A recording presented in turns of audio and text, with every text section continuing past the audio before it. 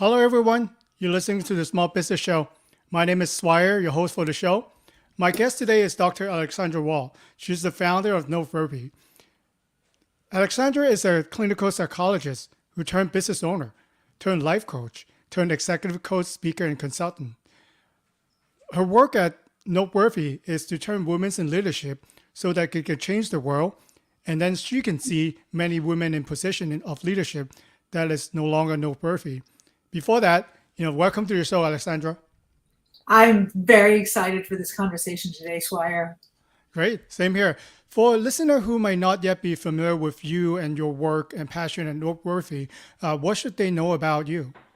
Well, you mentioned some of it. I started my life as a clinical psychologist. That feels like eons ago. I'm very excited to say that I retired on February 4th from that career. And so, like many of the people who are probably listening to us, I have evolved as a human being and my career has evolved over time. And what I'm doing now really translates to using the same skills I've always used in very different ways, which is to help support and elevate women in finance and STEM so that they can be successful, and ideally to do it in a way where they can remain in the companies that are going to actually treat them well and succeed because these women are succeeding. Okay, it's good to know. I'll definitely ask you a question about that, but what jumps to me from the notes that you provide me, as a business consultant standpoint, is the first thing you wrote down is slow down, right? Before you jump the gun and make a business, make sure that you're clear what it looks like. I'm guilty for not slowing down. So why did you ask to slow down, and how it can actually slow down help us in business? Okay. There are a couple of reasons for this. What I found, and I'll just start with myself, like most people out there, a lot of the insights I've developed, a lot of the things that interest me are based on my own evolution, are based on kind of my own experience. And as somebody who went directly from high school to college to graduate school to postdoc to her first job to jumping into building her first business the second I was licensed, I've had a very reactive career where the pace was go, go, go, go, go, go, go. And this was before social media, before companies expected us to be online, on Slack, on Teams 24/7. Even then, it was go, go, go, go, go. And a lot of the decisions I made in my career are what I call reactive decisions. And when I talk to the women I work with, when I talk to the men I partner with, they're doing a lot of the same things. An opportunity comes up and they take it or leave it, right? There's no time to really stop and think about who am I today? Not just what can I do, but what do I want to do? How and for whom do I want to do it? And then proceed in that manner. And what that leads to over time are a couple things. One is it can create a massive disconnect between what you're doing, how you're living, and who you are. And we see that in the quarter life crisis, which is a very millennial thing. Thank you, millennials, for introducing the midlife crisis 20 years before the rest of us experienced it. And that is a genuine thank you. I think it's really important to catch up on that first.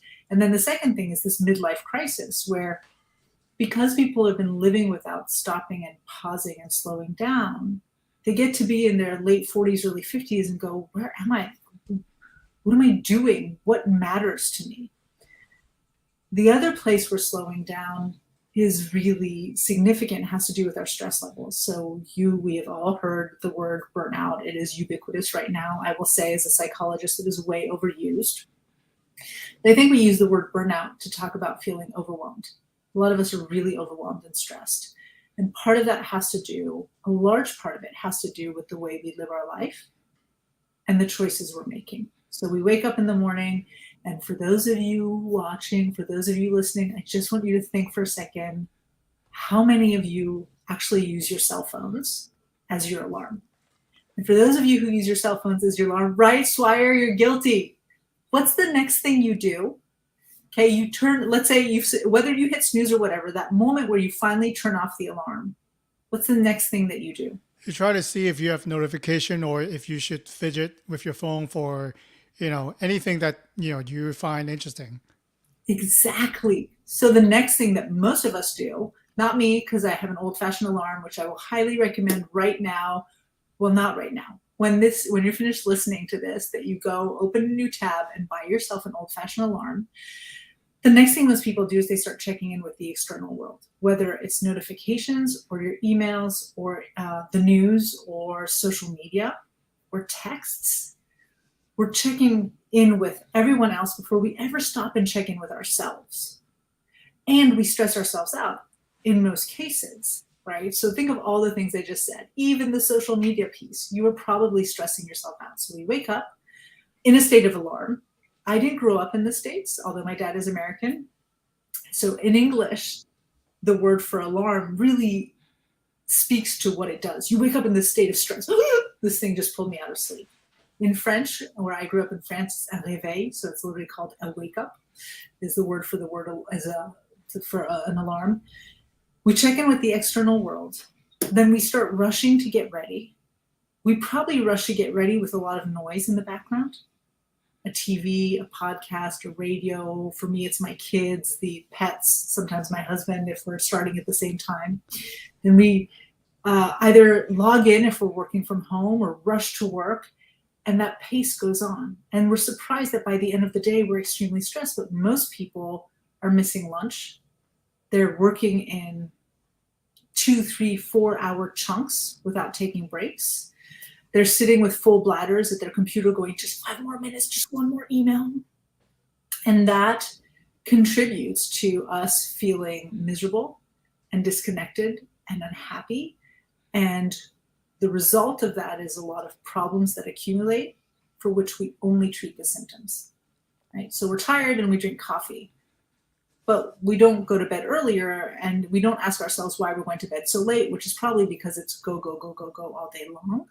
And so we don't do anything pleasurable. So the only time you can do something pleasurable, Swire, I know you have a daughter, right? Yeah. How old is she? She is 12 right now. She's 12. Okay, our children are about the same age. Do you have any other children? My son is 16. Okay. So your son they probably go to bed at very different times, but if you remember when they were younger, the first time you had peace was when they'd go to sleep, right? And so that's the only time most adults find to do something pleasurable for themselves, which is why we're not going to bed on time, which is why we wake up tired, which is all based on the fact that we started our day go, go, go, go, go, go, go. Very long explanation, but it's because it's more complicated than it sounds and more profound than it also sounds as a recommendation. Well, I think you just point out all the problems that I have, which is funny, because I do want to go to bed earlier because I like to wake up, kind of early in the morning. But then my son, as you know, is 16. He has, his life. He wants to do his lifestyle. So then, we don't want to go to sleep before he goes to bed because God knows when he will go past his sleep time. So we actually have to wait, and subconsciously we will be awake until you can hear it actually. His closes door, and then he likes to listen to a podcast before he go to bed. You can hear all that. Then I know that, okay, he's going to sleep. He's going to bed and I can go to sleep. So I think it kind of messes up the schedule sometimes. And you're right. Sometimes when I have the phone on, the notification going on, maybe some business, some of the maybe hobbies that, comes to my attention. And then you start fidgeting on your phone. And then you kind of, we all know that before you go to bed and when you wake up, not supposed to touch your phone. You're supposed to go out, get some sunlight. But then, it's business, right? It's important. Maybe it's your boss, emailing you for something that you have to do. Then you forgot your whole routine. I'm a big routine person. So I think the more that I could stand by my routine, I think for me feeling better in the day, I think it kind of affects, how I'm feeling for the rest of the day. First of all, I completely agree. And again, this really simple, seemingly trite recommendation to slow down can make all the difference. And this is going to sound really wild when I put this out there. But starting with just getting your phone out of your room can be the beginning of all of it. Meaning, if you can start your day first checking in with yourself. How am I doing today? What am I feeling? what is going on that I'm feeling this way? Not why. Why is a terrible question. There's all this resistance to why, but what is going on, right? So you said your boss. Maybe I know that there's this deadline and I need to get something to my boss. That would be why I'm feeling stressed. But the question isn't why, it's what. What is it about this deadline? Do I not think I can meet it? Am I worried that no matter what I do, my boss always finds fault with things? Is it a big project that my promotion is hinging on? What is it about that? Taking those few minutes will allow you to check in. By doing micro breaks like that throughout the day, where we can stop and check in with ourselves, there are a lot of other things that happen. For example, I started off talking about reactive versus responsive careers. Most of us have reactive careers. We get out of school, we find a job, we take the job, we like the job, we get a promotion, we move up in the company, we hate the job. Millennials, this is my other thank you to you. I know it's miserable for all the employers, but we jump out of that job every 2 to 5 years very reactively, instead of stopping and saying, not what am I running away from, but what am I trying to build towards? Slowing down in your day, taking 5 or 6 minutes a few times a day just to check in and ask yourself how you're doing, gives you the pause you need that the world will not otherwise give you to know where you stand, right? And when I was actively practicing as a clinical psychologist, my area of specialty was stress, anxiety, and burnout, before we had a word for burnout. I think we used the word overwhelm at the time. And I looked like a miracle worker simply by recommending that people start their day with the first 20 minutes minimum being entirely media free, and ideally the last 20 minutes being media free, unless you read on a e-reader device of any kind, in which case, which I do, like that's how I fall asleep. But even that, I would recommend getting a dedicated one that can't allow you to do anything else than read on it. And people would come back and they would, come in with panic attacks and so stressed that they were miserable, so stressed that they couldn't sleep, or they lost their sex drive, or they couldn't focus at work. Like bad things were happening. And just that small change is the beginning of making a world of difference. Yeah, I love that. I want to share two quick examples. Yesterday, around 4 p.m., the power went out in our area. So that means no computer, no internet, no TV. My kid actually were out in the backyard, and it takes 2 minutes to set up our hammock in the back. They haven't been doing that for a long time. Actually did that. Warm, sunny day here in Southern California. There's no electricity, no games. So they actually hung out at the backyard for maybe, good 30 minutes. So I think that was nice. That's something that you are kind of forced to do something else. And then another example is I had a guest, his name is Carl Hughes. He's the CEO and founder of Draft.dev. His idea, going to your example, is he purposely put in vacation time for himself so that he's forcing himself to delegate the tasks, and then he's gone for vacation. He said, there might be things that go wrong, things that might not do it the way that he wants it to do, but the company survived.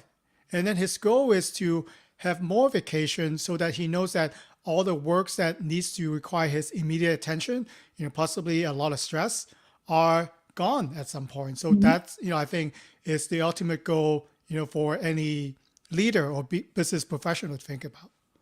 Right. There's my husband likes to rail a lot against CEOs in general. So I sent him this interview on Inc. magazine, or this review of one of Dan Price's most recent tweets about going back into the workplace, right? And he polled his people, and it sounds like 7% wanted to go back into the workplace, 32% wanted a hybrid work environment, and everybody else wanted to work from home. And so he said, listen, what does it matter to me as a CEO what you do? All I care about is whether you get your work done. So as long as you get your work done, work wherever you want to work, right? And I bring this up because the way our current work system is set up is really based on the industrial era, where people had to come in and be in factories and like be on the line, and everybody depended on everybody else being on the line to make the line actually work.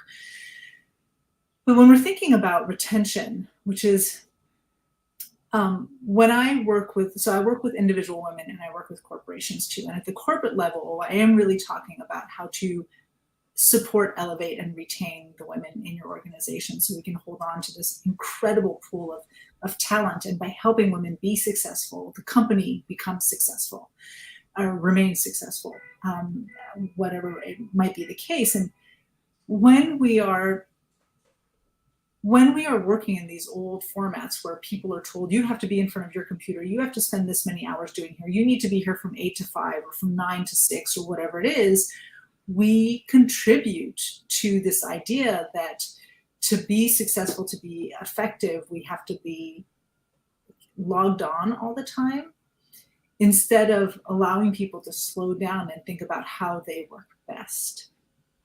And when you can stop and think about how you work best, maybe somebody will wake up at 4 in the morning and work from 4 to 6 and then get their kids off to school and then go to the gym and then come back in and put a few more hours, whatever your system is. If you're allowed to slow down and check in, you can figure that out. You're really effective. I hate the word productive because it translates into busy.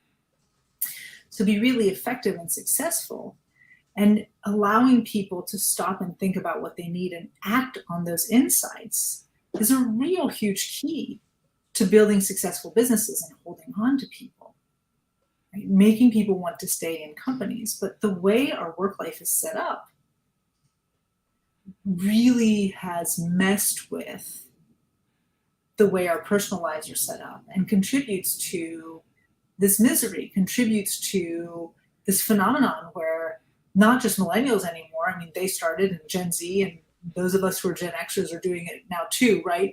Are like, I can't take this anymore, so I'm going to just jump. Every 2 to 5 years, I'm just going to jump. Mm-hmm. Right? That's not good for us personally, because you build social capital when you work in a company. And when you jump, you lose part of that social capital. It's great to have as an option, but it shouldn't be the only way. The only way you can find happiness, the only way you can get promoted, the only way you can get seen and valued. It certainly doesn't work for companies, because it's a massive brain drain. You've got all these people in your organization who understand how the organization works, and they leave with that knowledge. And it creates massive morale issues too. And bad morale is contagious. Misery is contagious. Yeah, I think you touch on a lot of good points, and I want to actually dig deeper on retaining them. With your expertise, and this is going to be a long question, right? That you help a lot of individuals and professionals about their stress, their feeling burned out. So I think before COVID, a lot of us are actually burned out. We work long hours. We need to be on a device all the time. But then I think during COVID, we actually realized something, that you can do your work anywhere you like, especially if the industry allows you to, perform, and you are able to turn into work or perform what's expected of you. People don't really care who you are. Companies don't really care who you are. And I think that's one thing that I think is here to stay, is all our virtual meeting requires this, maybe a comfort of your home, maybe you have good internet in a quiet room, right, as a minimum. Then you could really work anywhere in the world. And a lot of tech companies, as you know, are not leasing their offices right now. They have virtual workforce. And I think this actually create a different set of retention problem, because now a lot of talented worker might want to define their own schedule. Like you said, I like to go work out, or I'm a full-time parent, or I just wanted to, spend more time on my side hustle or my hobby. I can only work after 7 p.m. But now there's actually available that you could tap into those talent. What are some of the conversations that you've had with companies and leaders for actually tap into, people who wanted to define their own schedule, but then they could contribute to the success of the company? Again, for me, it goes back to understanding how people work best. And I think historically, people have adapted to what organizations have wanted. And what the pandemic showed us is that there's more than one way of being successful. That's really that the way that had been historically established wasn't the only way to show up and be effective at work. So a lot of the conversations we're having now is twofold. So one that you're talking about is do we make workforce reentry? What do people need to be effective? And then the other one is how do we retain? So what do we need people to be effective? I really like what Dan Price did. I think most companies need to think about, at the end of the day, and this is the conversation I would have with them, what is it that your company does? And in what way do you rely on your workforce to make that happen? Companies need to realize they're not successful because they have a product or an idea or a service. They're successful because they have people running that service, creating that product, disseminating that idea. So if we can understand, there's some things, my husband's a physician. He has to be in. He's an anesthesiologist. He cannot work remotely as an anesthesiologist. I wouldn't want my anesthesia to be given to me remotely. So in his profession, he has to show up to work at a certain place at a certain time. As a psychologist, there is a portion of the connection that I had with my patients that was lost online. We don't think about this, but when you're in a room with somebody and you're within 8 feet, the electrical impulse of your heart starts to match and you sync. Pheromones get secreted. We don't perceive them consciously, but our bodies do, right? People who needed hugs, I'm definitely that kind of therapist. As they leave, they got hugs. I have a patient I didn't see for 2 years, and it probably was one of the few people he ever got a hug from. And when I closed my practice, he's like, I'm never going to get a hug from you again. I'm like, yep, sorry, right? Whereas for other people, the convenience, right? As a coach, I coach internationally. So the convenience of this is beautiful. The question is really not assuming that there's only one way. Understanding whether or not you trust your workforce. I think that's where we're finding a lot of people leaving, because in making demands without a justification for the demand, what is being expressed by a lot of employers is this idea that they don't trust their workforce.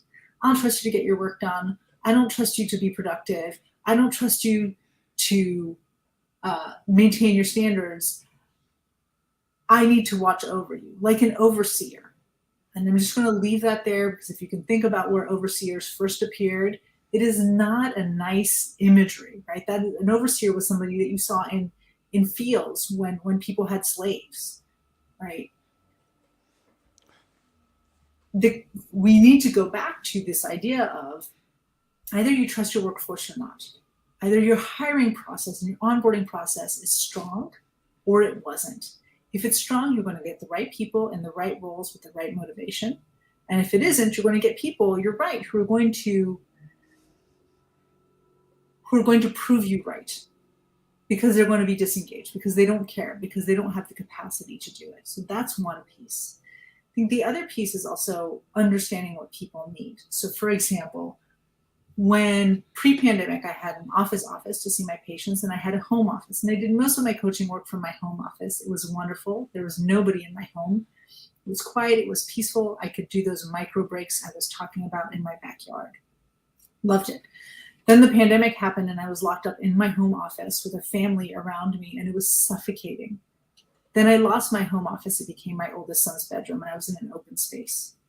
I cannot tell you how happy I was to pay what is way too much money for the office I have now, and to actually get dressed. Well, I've always still dressed professionally because it's a mindset thing, but get dressed and drive myself to work and pay for the parking garage and pay for rent on this office to be in a professional space with other professionals.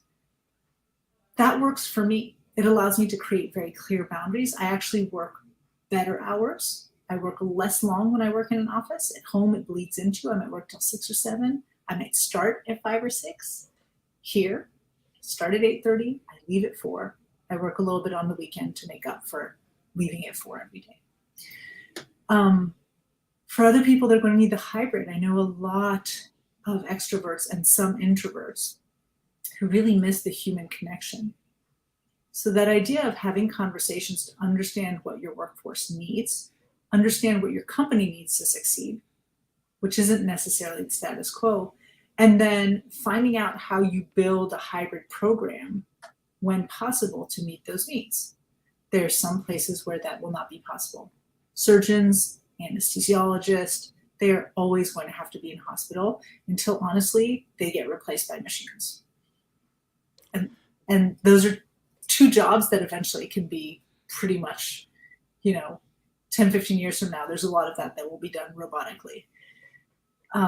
Psychologists, they're already looking at AI to replace some psychologists, right? And then some people are always going to want to talk to another human being. That can be done in person, in an office, or remotely, or some people do it via phone. Think of what you need to be successful.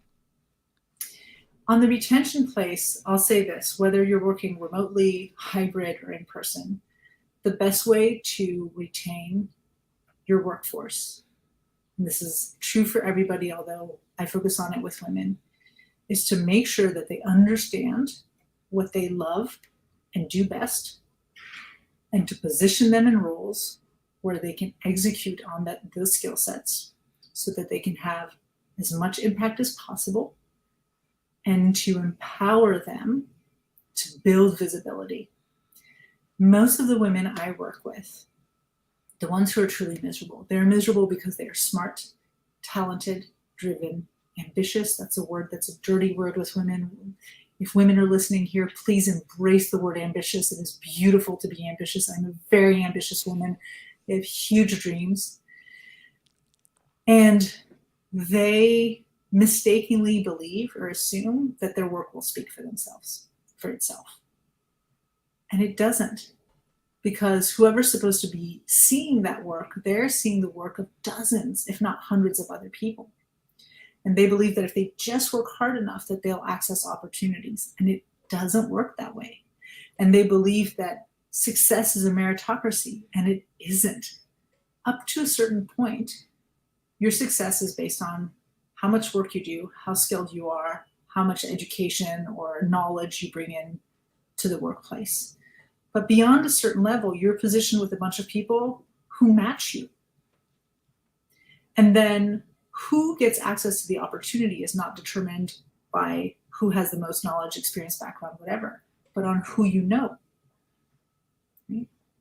Who's going to tell you, hey, there's an opening here, there's a promotion opportunity? Who's going to put your name in a hat and say, oh, you should consider Alessandra for this. She's really good at it. So that's social capital. And all of that is predicated, A, on the individual understanding what they bring to the table and knowing how to talk about that, share it without feeling gross. Right? When I talk about branding to women, they're like, I'm not a product. I'm not soap. I'm like, you have a brand, whether you know it or not, you have a brand. You can own that brand and take some control over it, or you can just hope that people are saying of you the things you want them to be saying of you and seeing.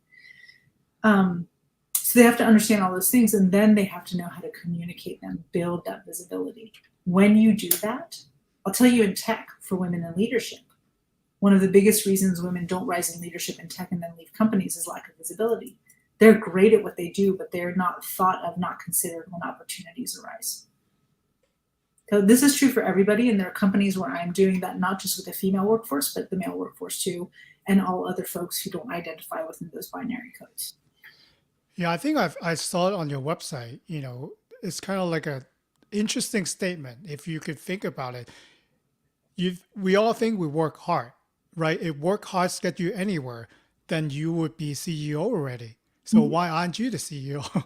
So I think, I looked at it for a moment. I was like, yeah, I do consider I work hard, but then, everybody works hard, so why are people better, I would say social status or, in a better leadership position than you are? You both work hard. Why is he or she be better than you are? So I want to ask you more about creating more visibility. So you mentioned that some of the field tips. So how should we tell others that we are capable, that we are willing to take on that leadership or higher position whenever that's available? What would you suggest? Well, a couple things. So going back to what I said before, it really starts with understanding what you excel at that you love doing, because you never want to position yourself for all the things you're good at. So, Squire, what's one household chore that you hate doing but you're good at? Just pick up the grocery and put them in the right place. Okay. Now imagine if people recognized, wow, Swire is so good at picking up groceries and putting them in the right place. And because he's so good at it, this is what we're going to make as this is 40% of his job is going to be doing just this. Oh no. Right? You'd walk into work every day and be so miserable. But this happens to people all the time because when we interview or when our bosses or managers offer us opportunities, they ask us, can you do it? Are you good at this? And we say, yeah, I'm good at this. I'm good at this.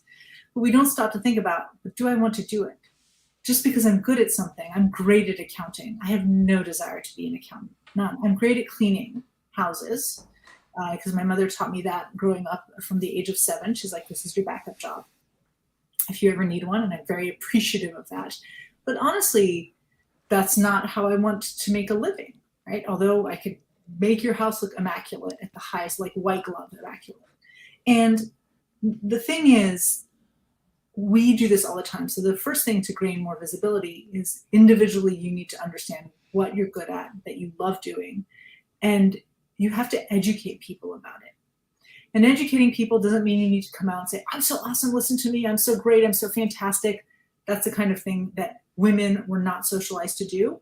And even many men feel uncomfortable doing, but strangely less uncomfortable because I have 2 sons and we've just been socialized to kind of promote that in boys. And so doing that might be, for example, when you're interviewing, being clear about what you love doing that you're good at instead of talking about what's on your resume or talking about all the skills you have. It might be when somebody approaches you and gives you a compliment. Nice job on that podcast interview, Swire. And you might sit there and go, thank you so much for acknowledging that. I really love, and you can talk about what you love about podcasting and what skill you bring to the table in order to build a great podcast. And in talking about that and acknowledging the compliment instead of saying, oh, thank you, it was nothing, you can educate somebody. The same goes for declining work. So if somebody came to me and said, hey, Alessandra, I noticed your LinkedIn posts are really awesome. We could really use some help with our LinkedIn post. I might say, I really appreciate you noticing that.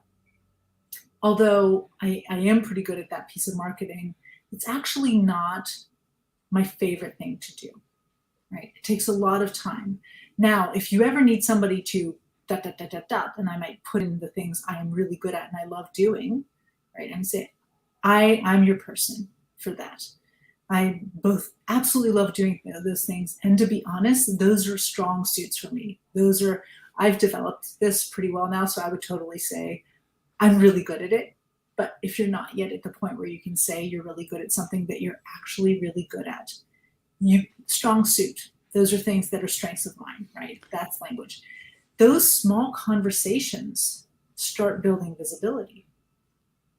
Do you think that sometimes I think I'm seeing it in millennial, and especially with my son's age, is even though they have a certain accomplishment, maybe they have a good education, good experience, they don't want to talk about it. They think that it's bragging, right? So then when you are into a interview position, they try to be humble, right? They don't want to put everything out there.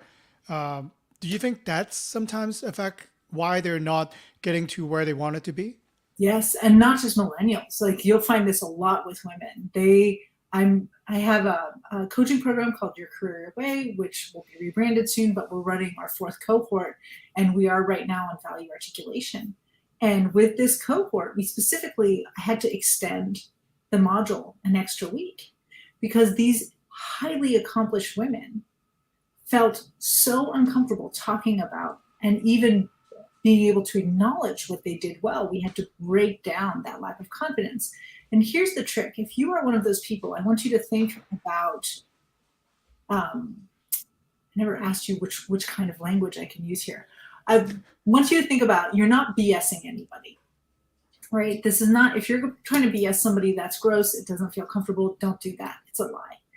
So you really need to think about what things do you excel at. And if you're not sure what those are, start thinking about what things do you enjoy doing or get a sense of flow, because we tend to be passionate about the things we're good at. Right? Sometimes we're passionate about things we're not good at. I'm passionate about baking and decorating, but I can't decorate a cake to save my life. I can bake a mean cake. I can't decorate it to save my life. But in most cases, we are. And then use facts. If I say, which is true, I'm really good at building rapport, I have to be able to back that up. If I can back it up for myself, I'll feel a little less uncomfortable speaking about it. And I can say, I've been in situations where I've walked into an ER room with a patient with schizophrenia who was having a psychotic break and it was completely unraveling. Within 15 or 20 minutes, get them to sit down and talk to me calmly and feel safe. Right?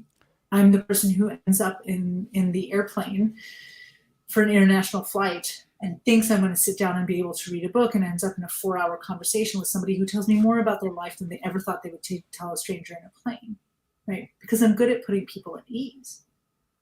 So you want to really think about, what can I use to back up the statement I made, not how do I just walk in like a peacock and say, look at me, I'm so interesting.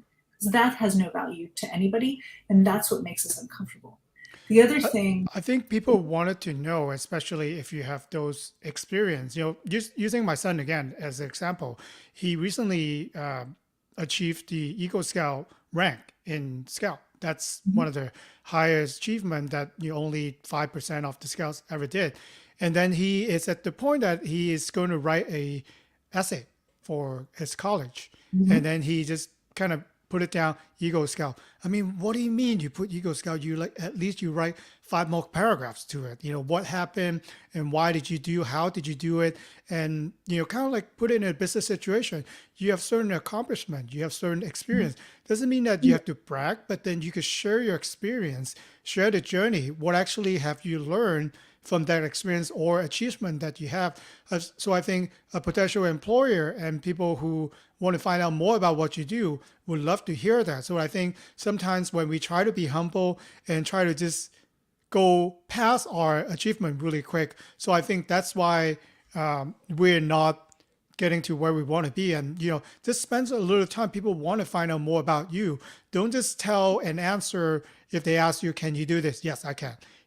Can you do that? Yes, I can. Tell them more, about your accomplishment and why it makes sense that you should be, leading that position. right. So what you're talking about is a really important reframe. So instead of thinking about it as I'm bragging, think about it as a kindness. You have somebody in front of you who, for one reason or another, is trying to understand what you bring to the table. Whether it's an interview, whether you're 16 going on 17, getting ready to interview for college opportunities, whether you're talking to your manager about a project you're going to work on, or whether you're interviewing for a brand new job, or whether you're walking in a situation where you are networking. You have somebody who's trying to understand you and what you bring to the table. Being clear about what you bring to the table, what your skill set is, what you're passionate about, and how that passion translates into some kind of value. I'm going to remove the word passion. How those skills or those qualities have some kind of value, meaning what impact you can make with that skill set, with the characteristics that make you you. That is an act of kindness. It's about being considerate. Otherwise, you're putting the person you're talking to in a position of having to mind read, of having to fortune tell, of having to guess. So for all the people who are cringing at the idea of I don't want to come in and say I'm good at something, everybody's going to be looking at me thinking I think I'm all that. The people on your team have to know what you are good at. And they have to know what you're good at that you love doing.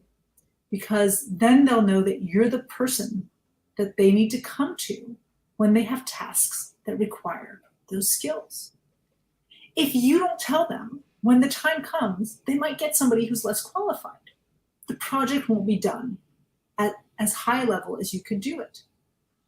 If you don't tell them what you love doing, that you're good at, They might not think of you. And I'm going to share a small story of how this happened to me recently with somebody who knows me very well.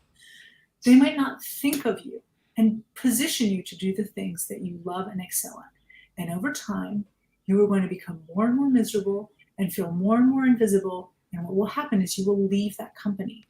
And now you're leaving everybody in a lurch. So sharing that value, building your visibility is not about just making yourself look great. It's about giving people the information they need so that they too can succeed and help you succeed. Yeah, I want to share a quick personal example because I've been in sales for almost 20 years, and sometimes I get defensive still when customer asks me obvious question, why should we work with you? Why should we work with you instead of your competitor? So I get defensive, right? And then I start, sometimes want to use the word defensive and then be aggressive, right? To push back. But then I started to go on podcasts as the guest as other people, and they ask me the same question. So obviously when you go on a podcast, you don't push back, right? So I'm thinking about new ways how I can answer the same question with a softer touch. I think that's my problem. I need to tone down my response sometime and just try to smile. My wife always, recommend that you're not smiling. You're like stone-faced person. So I try to smile as much as I can. So how can you answer? And I think, being online meeting and going on podcast is a great experience for me because I now have questions asked me that I can use my day-to-day life. How do I soften it?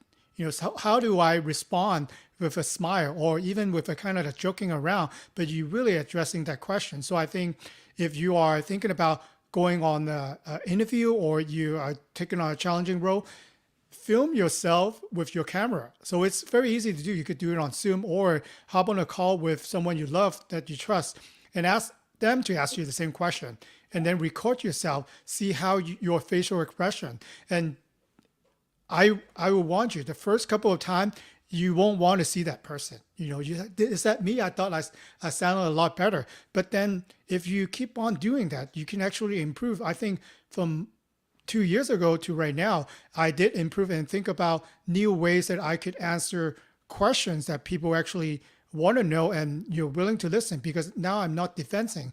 I'm asking more questions. I'm providing values that people actually want to come out. So, film yourself. I think it's, one suggestion and exercise that I would recommend anyone wanted to, and don't feel they're feeling maybe insecure, right, to talk about themselves.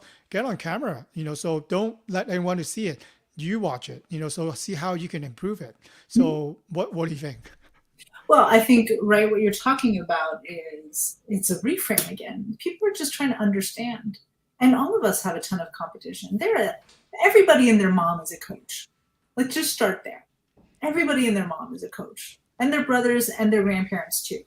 So, and even in this space of executive coaching and training and consulting that I do, there's a ton of competition. I compete against McKinsey and Deloitte when it comes to consulting, right? So I have to explain why Noteworthy, this tiny company that doesn't have tens and tens of years of history behind it, why we're different, what we do differently.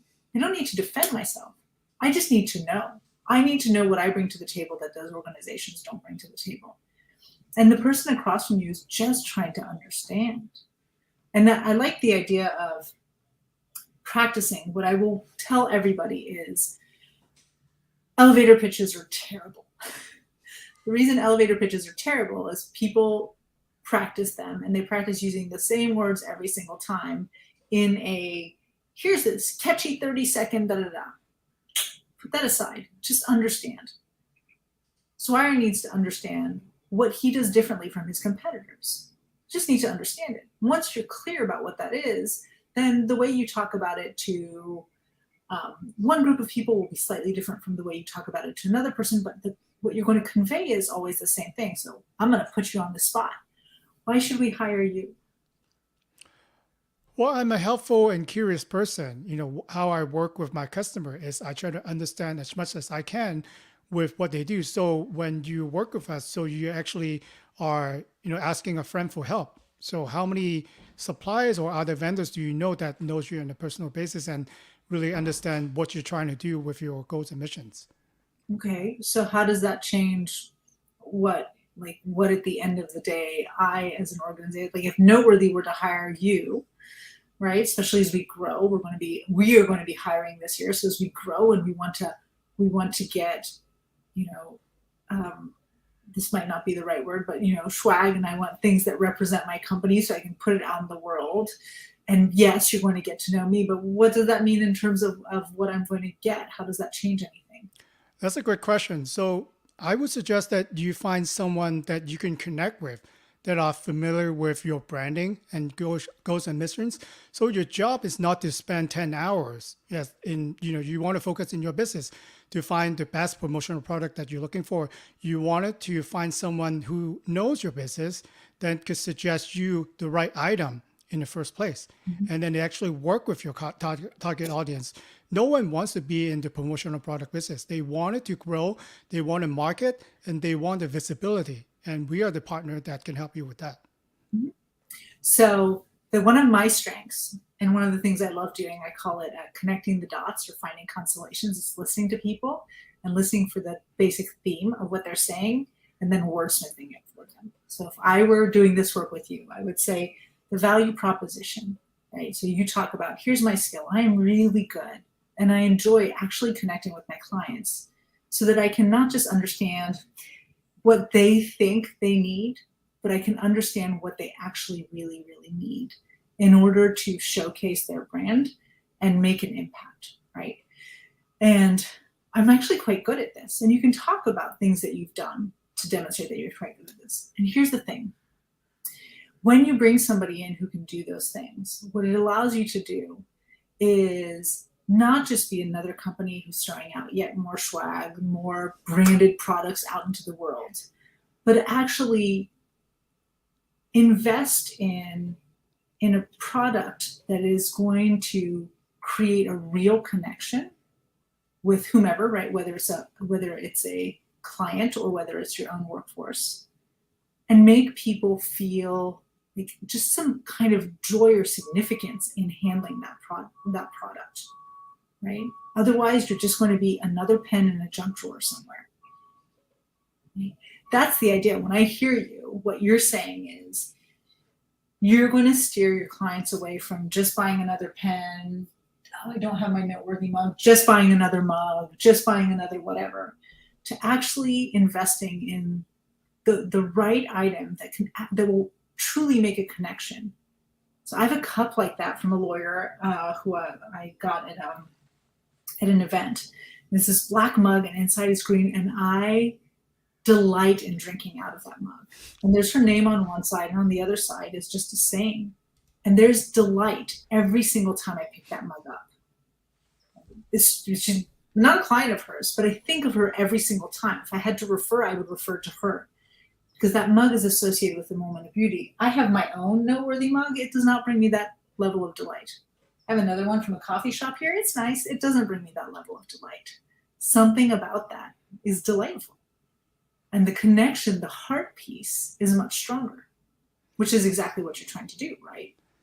Yeah, and thanks for bringing that up. I'm still improving, right? Still has a lot of work to do, but I think the ultimate goal I wanted to convey my message is, I can help you bring the experience to connect with your target audience. You mentioned about a pen. That's what struggled me with the most because people think that when you're in our industry, you just sell pens and mugs. But I actually came up with this example while doing on a podcast. Imagine that your favorite music artist or celebrity, whoever that is at Starbucks right now. And I'm giving you my crappy pen, and then he or she signed his name on it. So what would you do with that pen?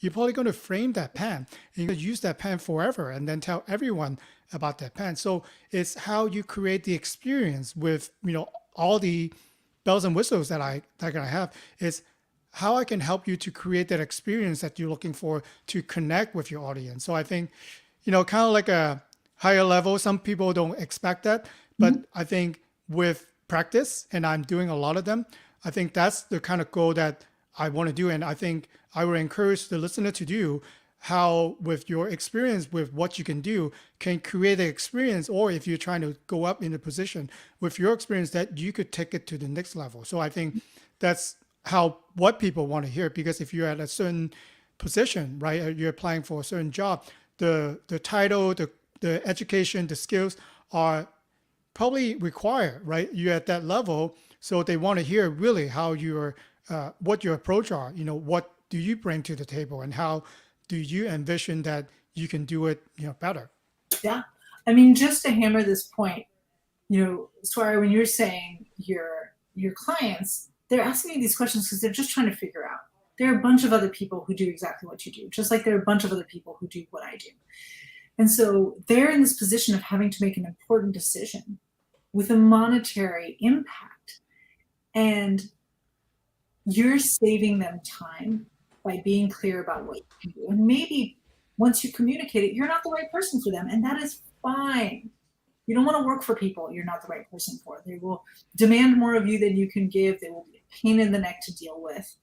But by being as clear as possible about what you do, what value it brings, who you want to do it for, which is that branding, which is that value articulation, the more you save yourself and you save other people time. It is just such a considerate thing to do. That is all it is.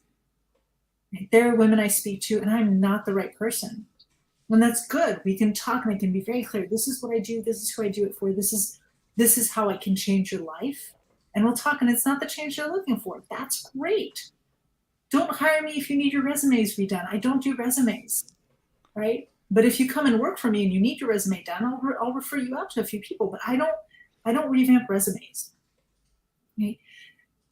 So this is why it's not bragging. It's being clear about the value you can bring, and it's an act of kindness and courtesy to other people to be clear about what that is. And it's an act of empathy to be able to connect that to them. So that last point where we were talking about, this is what I do, this is the impact I can make, in the last piece about what does that mean for you? That last piece is empathy. I'm stepping into the shoe of my listener and thinking, what is this person's biggest headache? What is their biggest need? And can I fix that? Can I help them with that? That's empathy. It's not gross. It's not sales. It's not manipulation. It's empathy, and human beings are not rational decision makers. We are emotional decision makers. Right. We feel Alessandra, much truly more. enjoy our conversation. I feel like that we could go on for the next 4 hours, but obviously with time we cannot do that today. But for a listener who wanted to reach out to learn more about you and your work, what would be the best way to reach out to you? There are two places. One is on LinkedIn. So I'm there under Dr. Alessandra, 1L, 2 S's, Wall, like the Pink Floyd album, for the wall. And then the other one is our website, which is noteworthyinc.co. So noteworthyinc.co. Thank you so much for coming on to the show today. Truly enjoy our conversation. And thank you for putting me on the spot.